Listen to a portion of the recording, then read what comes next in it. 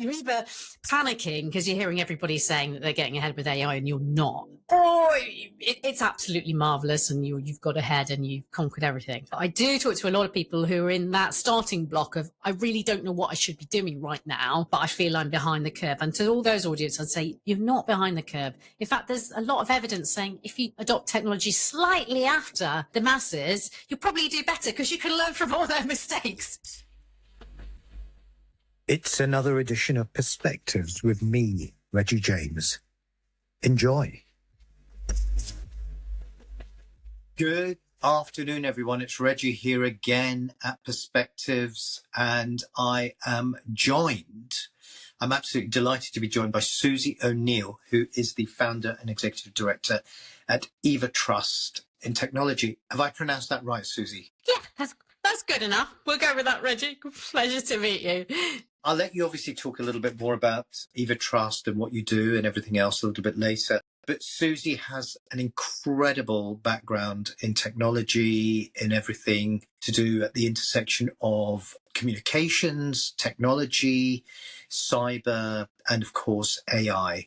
And she helps organizations understand technology and, as the name suggests, look at the trust there is out there in the market, which is what we're going to be talking about today. And we're living in a changing world. There's a lot of madness going on. We've got 3 topics and we're going to go through them one by one. All of them center around AI. It's an area that Susi is very heavily involved in, advising companies, advising organizations. Previously, wearing another hat, she was involved with the big cybersecurity business. Certainly over the last 12 months has been quite heavily involved in using that experience to advise companies. So we're going to get straight into it. First things first, Susi, we're going to talk about Mr. Sam Altman. Now, he came out with a wonderful statement a while ago where he predicted that AI, generative AI, will take over 95% of tasks currently performed by marketing agencies and creatives specifically within 5 years. So I suppose question to you is, how likely is this? What do you feel about this? And what does this actually mean? It's interesting because I heard this after the fact coming from different marketing networks as a point of discussion. But first of all, have you ever known any technology to enter your life and make your life 95% better within even 30 years, within 5 years? What we've got to remember is that the AI companies themselves, and particularly Altman as one of the main protagonists here, they need to raise a serious amount of money to build these AI models. They're incredibly data-rich, power-rich, energy-rich. They're very destructive to a lot of aspects of their environment and data centers because they're not being built in an optimized way, which is a different point. But anyway, they're just the cash cows. They need more and more power, more and more investment. So the AI firms, particularly Altman, need to create this hype cycle to get more investment. They need billions. It's not that they need to win $1 million here. Like an ordinary business might need to raise $1 million or suddenly 10 or 15 or 20 million. They need to raise billions. So they've just raised, I think it was 6 billion at the last round. And that's still not enough to get anywhere near their processing targets that they need to build stronger, more powerful AI models. So they're creating their own hype cycle, which is basically saying, forget the old world, that's dead. And we've seen that a little bit with the birth of the internet. You know, the old ways of working are dead. Well, they're not dead. They're just slowly evolving, and this technology may, if it's implemented correctly, start to accelerate that. But I also think it's a statement. If you said 95% of marketing would be eradicated because Gen AI will do it for you, is that a statement by someone who's never done any marketing in their lives? I would have thought. If you've ever worked certainly in a corporate environment in marketing, most of what you do isn't in the content creation. It's not even in the analysis or the planning or all the things that Gen AI could be a tool to aid with, but it's actually in stakeholder management. It's trying to get 1,000 different stakeholders to say what their thing is. Yeah, and everybody's got an opinion. If you worked in the ad agency environment that I have, you suddenly a client will come back and say, you know, my daughter's dog looked at this and thought it should be pink instead of blue. And you get kind of all kinds of nonsense. Now, if AI could eradicate all this, the client management nonsense, awesome. That is 99% of what you actually do in a marketing role. You're You're a soothsayer, you're an advisor, a consultant, a therapist to many, many people in order to get this brilliant message, which results in a brilliant campaign. And also the thing to remember about Gen AI is it's being used as a sledgehammer to crack many nuts because of this, huge $1 billion valuation. Unless they get all these organizations buying in with the monthly licenses and moving beyond pilot stage into to proper projects, they're not going to be able to grow. So they've got to tell you, well, AI can do that. So your car salesman is like, wherever you want to go, this car can take you there. And that's absolutely not true. So we're starting to see some cooling off. Now, Goldman Sachs were giving a lot of full-fledged encouragement and sounding the death bell about all the different jobs that were going to be made redundant from AI. That was earlier this year. Already they're saying it's not worth you investors investing in Gen AI because it's going to take years before you get your money back. It's going to be like your Amazon effect. It could be 5, 10, 15 years. You may never get your money back investing in OpenAI, so don't bother. There's a few problems for the AI companies, I can tell you. So we're starting to see like this kind of big shift between the absolutely everything is a problem that AI can solve. What's happening is that companies are starting either, I'd say you're in one of these three positions right now, and don't worry if you're in any of them, there's a way out. You're either panicking because you're hearing everybody saying that they're getting ahead with AI and you're not, as an individual or as a business. You're either starting to do AI and then turning around and going, this isn't really delivering the results that we were promised. Or it's absolutely marvelous and you've got ahead and you've conquered everything. And I've never met anyone who's in that higher echelon category, but I do talk to a lot of people who are in that starting block of, I really don't know what I should be doing right now, but I feel I'm behind the curve. And to all those audience, I'd say, just stop. You're not behind the curve. In fact, there's a lot of evidence saying if you adopt technology slightly after the masses, you'll probably do better because you can learn from all their mistakes. So don't worry if you haven't done anything yet. You're absolutely fine. But you do need to be thinking as an organization or as an individual, like, where does this fit in? So it's important to have an assessment at this stage of where could this technology fit in? Where could it support? Where will we start just dipping our toes in and start to use things, maybe take a pilot license, maybe just ask one or two people in the organization to start running tests. It can be as small or as big as you like.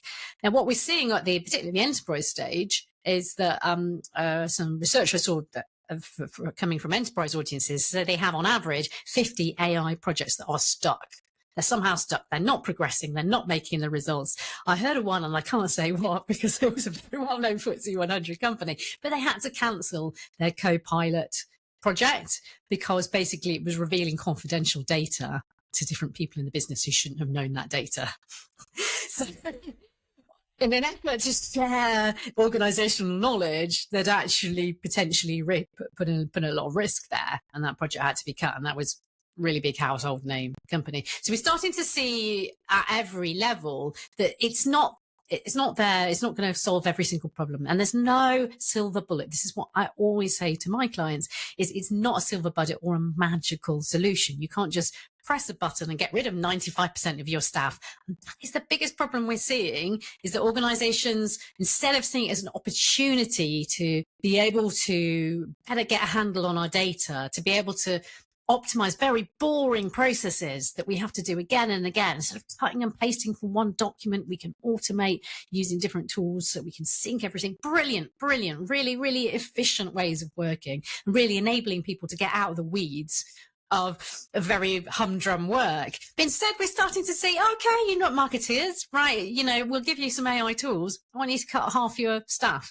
That's not the right idea. See AI as an opportunity to grow as an individual, grow as a team, grow as a business. Don't see it as an opportunity to cut costs. And that's where I think we're seeing a lot of mistakes being made at the implementation stage for those who are starting to get deeper into the weeds of implementation. Very interesting, Susie. That is, God, goodness me, so much to unpack there. That is some really very detailed information and some really rich kind of insight there. I think a couple of the points that you picked up on, I 100% agree. There was recently, I think it was Klarna, they just totally cancelled a lot of their sort of licenses that they had with Copilot and various other things. And they've brought a lot of stuff in-house and using OpenAI to build out their own systems. And you're right, there's a huge amount of money that's being invested. I think the actual capital raise that OpenAI did was actually the biggest ever. I think it's like a world leading amount that they did. And of course, Microsoft and BlackRock are also sort of creating a fund to do this. But do you think it's very reminiscent? And I think maybe you're right of there's a kind of, and you're probably far too young to remember these days, but the sort of .com boom and bust days when suddenly everyone was putting a .com behind their name, and then everyone was like thinking it's the end of the world, this internet thing, it will never catch on.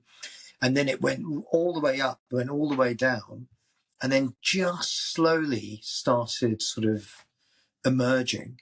But I've got a feeling it's very reminiscent of all sort of, I wouldn't say it's like the old tulip kind of thing, but there's a touch of the gold rush about it. And certainly I'm sure a lot of clients and medium to large organizations are quite unsure possibly of where to go, what to do. And probably, what would you say to those sort of companies that are sort of saying, where do we start? I mean, you touched on 3 areas that they might be in, but if someone's saying my competition are using AI, what is the best way to start? What is the best way to try and get into it? How would you approach an organization? Do you do an assessment? How do you work? Well, firstly, Reggie, I think as you touched upon, I think we're at really that peak of the hype cycle where we're feeling like really high octane energy here, but we're also starting to see people getting a little bit tired and bored of it and not necessarily wanting to engage with it. So we've got to be mindful of those 2 extremes, that this is now, AI is a general purpose technology. It's a bit like now saying, well, let's internet it. At one point it was like, well, let's put a .com on it. I do actually remember I started my career just at that point when websites were starting to be built, and my first job title was something like web girl. Very patronizing. I was just to get all the built websites for a record label, literally, and people would come up to me and say, "Can you fix my computer?" So I don't know how computers work. I know HTML and I could build websites. So it was very much like I saw the chaos and the wild west of those early days of Web 1.0. And I suppose the thing is I wasn't caught in the this is destroying our jobs discussion. But I saw a lot of optimism in the areas I worked, that everyone was very excited to talk to you, to build digital marketing, website campaigns. It felt like an exciting new layer and a new opportunity. And certainly when I worked in social media, advising organizations on how to build their platforms and training, it was the same. It was like, yay, yeah, we're going to be able to reach people and engage in new ways. And there's a lot of fear there as well. Like, well, what does that really mean if our consumers can answer us back? We started to see that with AI, but it feels like the tenor of the conversation, it goes between this quite apocalyptic vision. I think Sam Altman thinks he's being a tech utopianist by saying, well, these jobs will be destroyed. He issued a statement last week that sort of says we'll envisage and create things that our grandparents couldn't imagine. And for him, that is his world vision. But for a lot of us, it's terrifying. We don't want to live in a world where all our objects get destroyed on our meaning and our sense of who we are as humans. In a way, he's advancing way beyond what the average person can do. So we need to find, us in terms of operating in the commercial world as viable organizations, whether in non-profits or for-profit, we need to find a way of making all of this sustainable and beneficial. So the first point I start with is it's all about people. If your people aren't engaged, forget about the technology. And we do see a lot of these with the failed AI projects of a tech dump. You dump your tech stack in and then leave people to get on with it. And that is not going to work. It doesn't work with any technology, particularly with one that's as emerging as this and has got a lot of sentiment and emotion. Like I spoke to someone the other day who was a student, so they're not even yet at work. I said, well, what do you think of AI? And she said, I'm frightened of it. Now, that's someone who hasn't even started work yet. And we're seeing this behavior that some people will be early adopters and they'll be very excited about adopting it, but others won't. And you as an organization need to take ownership over that. So the model that I encourage is called, and anyone can use this, it's not copyrighted to me in any way, but it's the 10-20-70 model. And that's a standard learning model. But the way I apply it for AI adoption is that you should spend about 10% of your efforts. Efforts can be resourcing time, money, thinking time, but you spend 10% on the technology. So investigating what tools and technologies might be suitable for you. And you do that by, first of all, looking at your processes and use cases before that. But then 20% of the time you'll spend thinking about the data quality, as they say, garbage in, garbage out. So making sure the data sources you're using are right and the processes are set up correctly. But 70% of your efforts from then on should be about people. So you must train people into using systems. And actually, if you don't soon, and you're operating in any way in the European Union, or the outputs of the content you produce are used in the European Union, by February 2025, we have aspects of the EU AI Act come into play, and one of which is AI literacy. Now, AI literacy, it's interesting because this is my area, and I'm investigating all the time what the advice is. And actually, it's 4 lines in this massive 300-page document that basically say you're responsible for making sure that people understand the risks of and the harms that might be in the outputs. That's all it says. Now, in time, I'm sure we'll get there's groups and committees happening right now. I'm sure there will be governance coming from the EU to say, what does this look like in practice? But in the meantime, think about that, February 2025, whenever you're listening to this, maybe it's already that time, maybe it's in a couple of months' time. You need to have a plan for your organization. So if you're using any of these tools, you need to think about how are we building literacy in.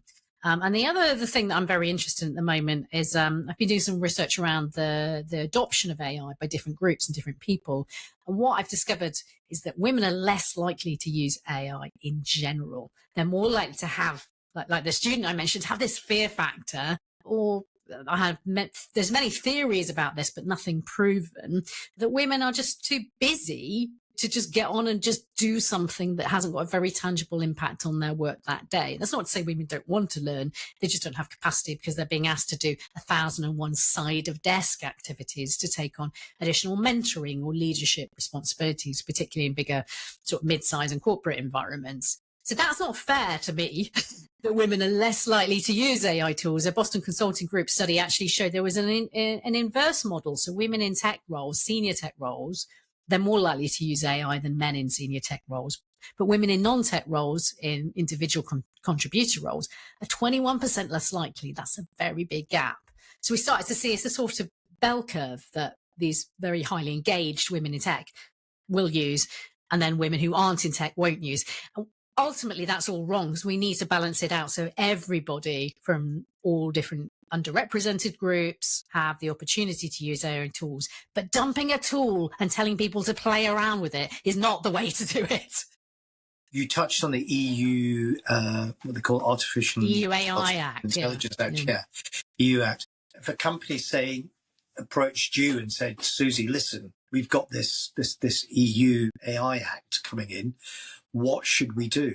And also, does it affect the UK as we're outside of it? Does it affect American companies? You know, we deal with a lot of US software businesses. Will it have an impact? You know, is it similar to any other sort of EU act? Firstly, will it stifle innovation? And secondly, what is the impact? What should companies be doing? How should they approach it? It's the $1 million question right now, Reggie, is how is this going to play out globally? There's some really good AI governance people out there, like Louisa Jarowski. I can share the note in the links, but I can't pronounce her name. She does a really, really good newsletter, for example. But one point she made recently was that we're starting to see a divide, that Europe has much tighter regulation and it's gone forward in this AI Act. When we come to the States, the governor of California last week wouldn't sign off a proposed piece of legislation. So it's gone back to the table again after lots of lobbying from AI companies in California. So we're starting to see that perhaps Europe might have much, much tighter restrictions. US and other territories may not. But ultimately, if you're a global firm and you've got any customers, it's not about, you know, having an registered office. It's not about customers or profits. It's about anyone consuming the output, and that could be the output of your marketing that uses AI, for example, or any process or decision that uses AI as its basis. You still have to comply. So ultimately, I think we'll see over time the tightening happening. And of course, many companies will say it stifles innovation, but haven't they always said that in all time about any kind of regulation. You know, they say the same thing about the various regulation we've got in the UK around the Privacy Act and child safety online. They'll say it stifles innovation. But we've always got to make a compromise between what are the rights of citizens and the rights of organisations. And unfortunately, when it comes to AI, we've seen far too many use cases where making some content that might be inaccurate using an AI tool and putting it out there, that has a brand risk to you, but it doesn't risk the end user so much unless the information you're telling them to do is very damaging, like we saw recently when a Google's AI advising to use glue to stick your cheese on a pizza. That could be dangerous. But ultimately, most of this fits in the category of harmless, but misinformation, which is harmful to a brand potentially. But we are starting to see AI systems that there's a huge amount of bias in those systems. There's definitely, we've seen examples in the past where you're more likely for different racial groups to not get out of prison because the AI says that statistically you're more likely to reoffend. We see a lot of examples with AI in the benefit system where it will say, if you say, for example, in the UK, it's been proven if you're a single mother, you're more likely to have a mark on your claim and have it investigated as fraudulent when it isn't, than if you are any other demographic that's applying for benefits. So we're starting to see a lot of inbuilt bias, and there's a complexity to do with that. No one intends to make a biased or prejudiced AI system, but it happens because it's based on legacy data, which is biased and prejudiced. And it's based on perceptions from our past, sometimes going back 30, 40 years of worth of data, or even longer in certain sources. And that's got bias and prejudice. So, for example, I tried to get a generative AI tool to show me a picture of a female surgeon. And as an example, I was trying to show where the gender AI bias was. It just wouldn't make it. It refused to show me an image of a woman operating in surgery. It showed me a nurse operating wearing a nurse's outfit. And when I query it, saying, no, that's a nurse's outfit, that's not a female surgeon, it showed me some male nurses doing the surgery, and all kind of my versions. And many people have done very similar tests out there. So the historic biases we have go into the AI systems.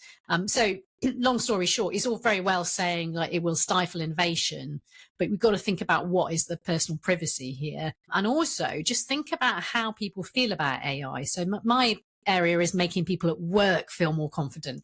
And by doing that, by having training programs and support, bringing in experts that can help with the training, giving people time, giving people the confidence to say it's okay to not understand. It's okay to be confused. It's okay to be scared.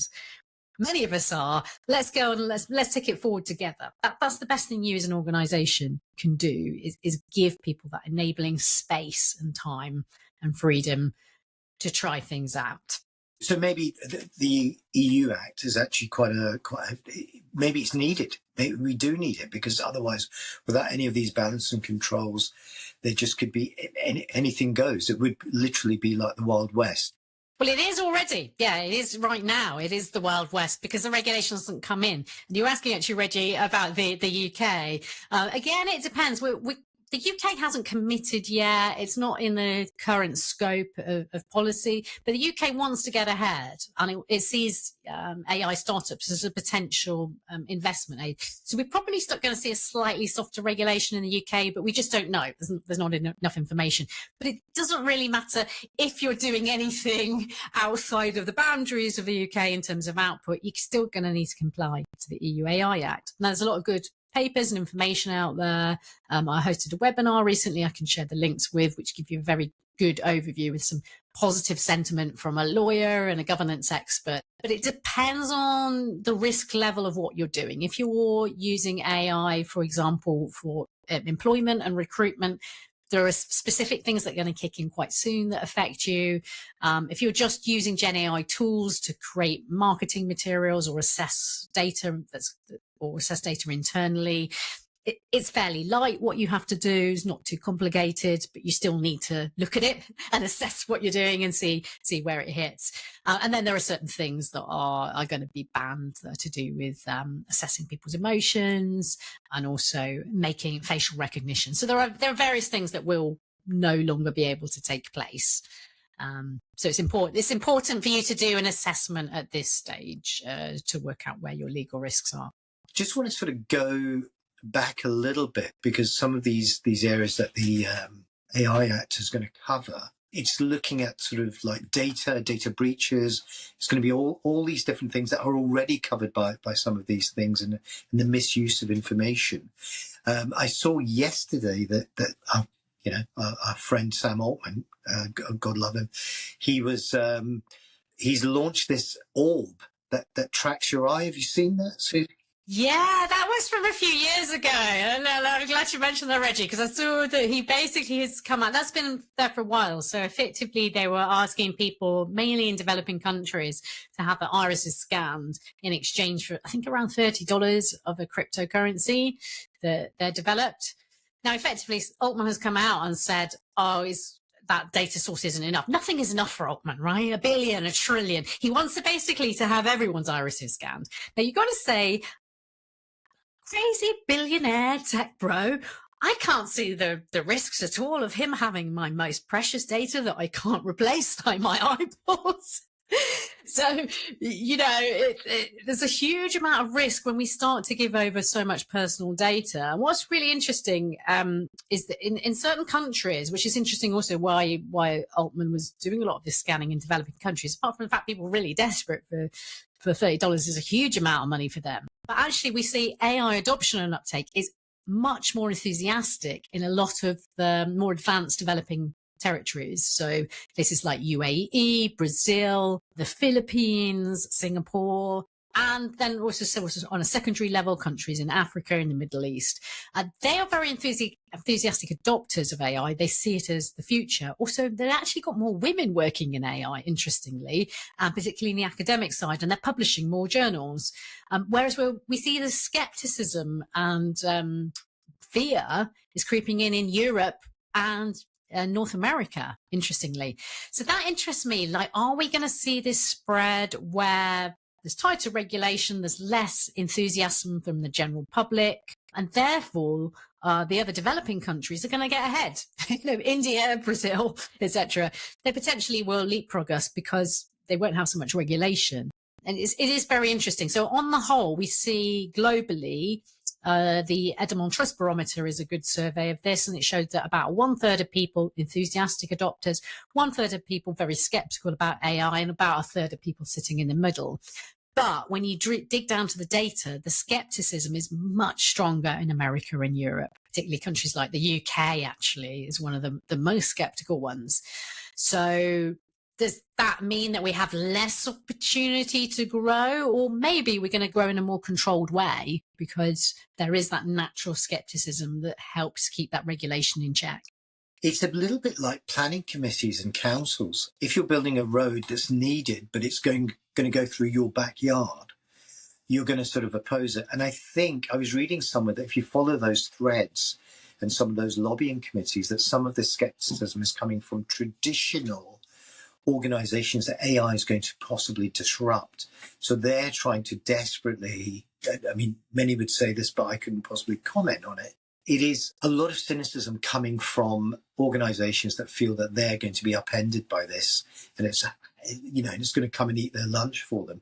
So it's going to be interesting to try and understand and get context of everything, because there is already so much. And it's very interesting what you say about these emerging markets, the sort of two-tier sort of emerging markets, and how the West, if for want of a better word, is changing. And I was reading and listening to, I should say, there's already a shift of world power geopolitically, sort of North Korea, Russia, China, all the sort of tensions that are going on. And that's probably a topic for another time.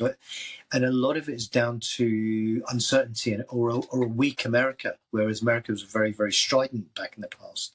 There is with the election going on, with this kind of slight lull in terms of the ability to make decisions, a lot of these countries are seeing opportunities and sort of taking advantage of it. So much going on.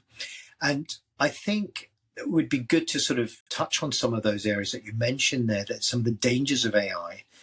And if I may, I know both of us had a bit of an interesting conversation previously, which is kind of how this conversation came about. But the wonderful Zoe Skaman, who I'm proud to say her first role in media straight out of when she came out of college was here at Digital Clarity.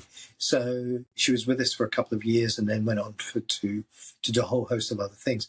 But she has a massive audience, and she is very strong feminist. I'm sure she wouldn't mind me saying that, but also, believes in fair play and looks at a whole host of things. And she got married recently. So congratulations, Zoe, if you're watching and listening to this.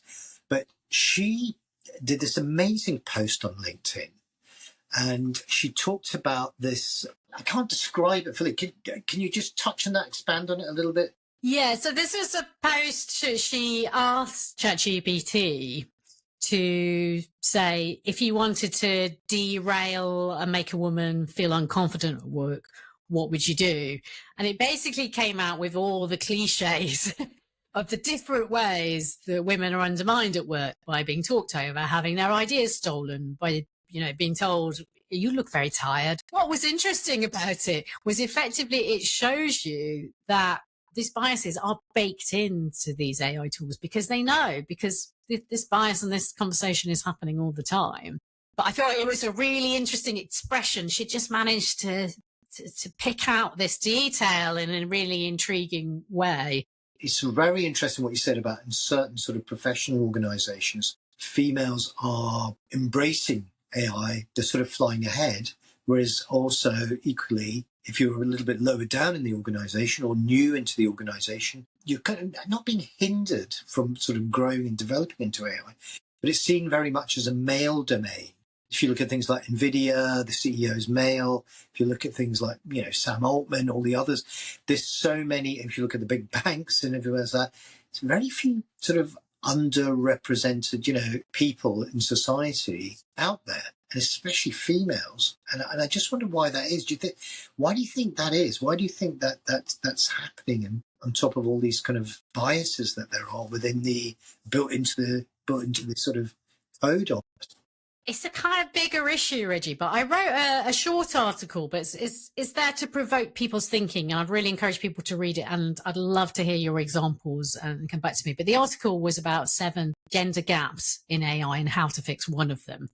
And I went back and looked, and it starts with education, of course, like less women are going into tech roles. And broadly, if you work in tech, you'll see this picture. There's less women in general in the technology coding side of things. They tend to work, as I did, in marketing or communications, operations, HR. But, so you start to see it even at a very young age. You've got that bias of this isn't really for you. And then that carries on. But actually, the bigger gaps we see are when women do qualify with their PhDs or master's degrees and go into more technical roles or senior roles in technology firms, they're leaving at a quicker rate.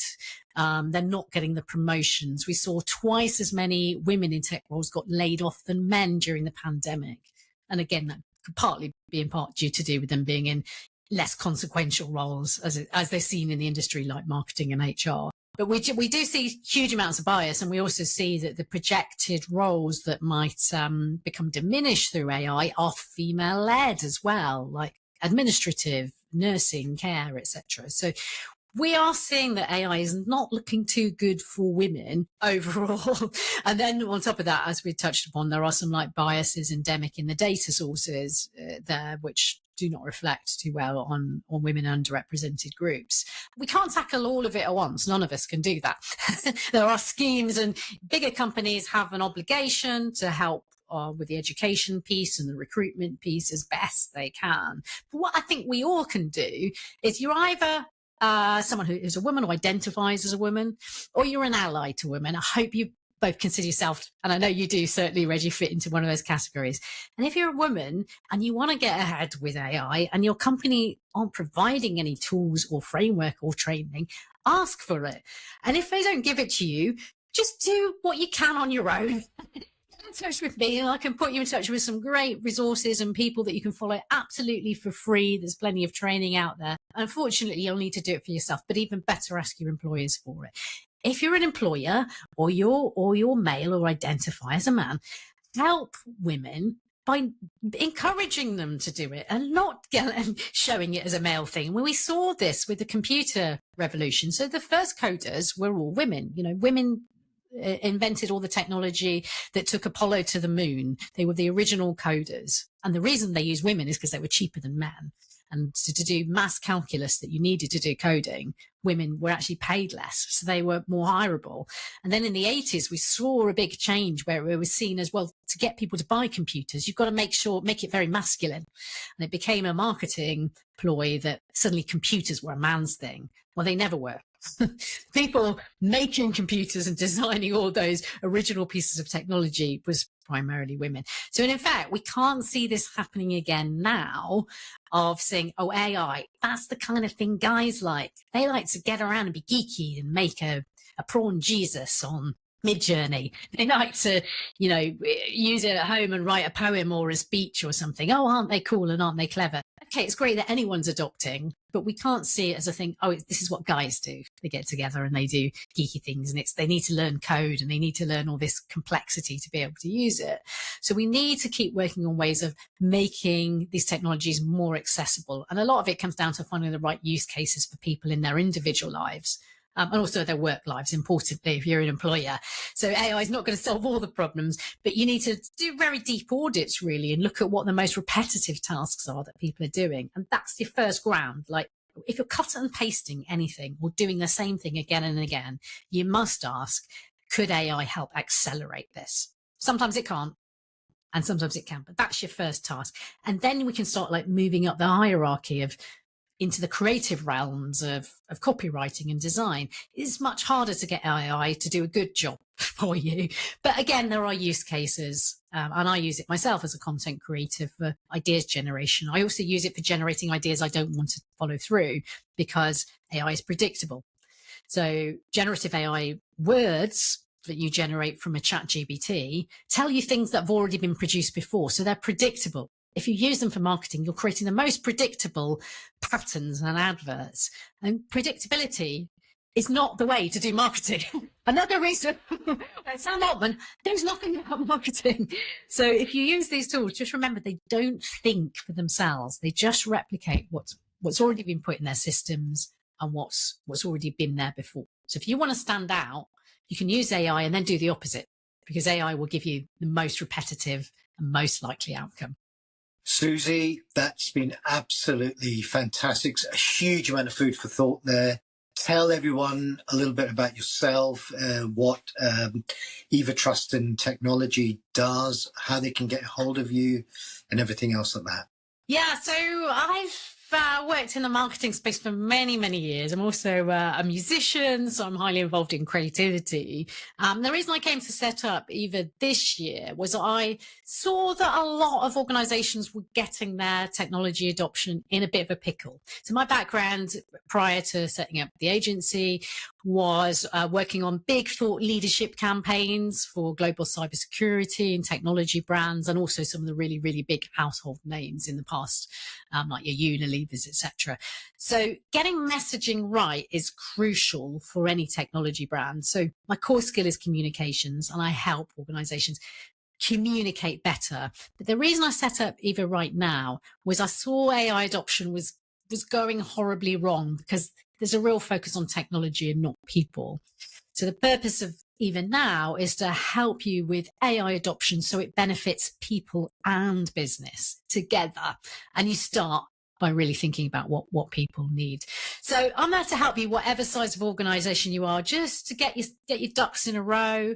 I'll help put you in touch with the right technical, legal and governance people if that's what it needs, but to just help you with your initial stage of planning, so you have a real clear direction of travel and you can really start thinking about how people are going to benefit from your AI solutions. And then beyond that, messaging, content creation, thought leadership and podcasting are all sweet spots from my past that I help organizations on the implementation with. Wonderful. Well, Susi, that's been fantastic. We'll put all the links to your LinkedIn, your website and everything else like that in the show notes. Well, it's been a great session. I'm sure we'll be doing another one of these soon on a variety of different subjects in and around AI, because there's so much to go into. So, Susi O'Neill, thank you so much. It's been wonderful to have you. And I'm Reggie James. This has been Perspectives. Thank you so much, and come back again soon.